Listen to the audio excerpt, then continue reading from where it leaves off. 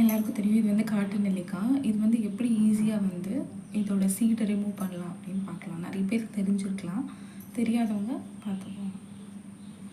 Just இந்த லைன்ஸில் இந்த மாதிரி போடணும்.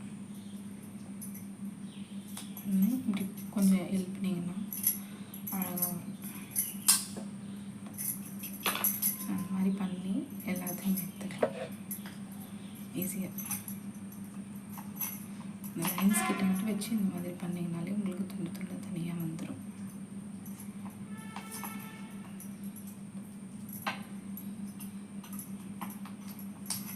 பாருங்கள் எவ்வளோ ஈஸியாக வந்துச்சு.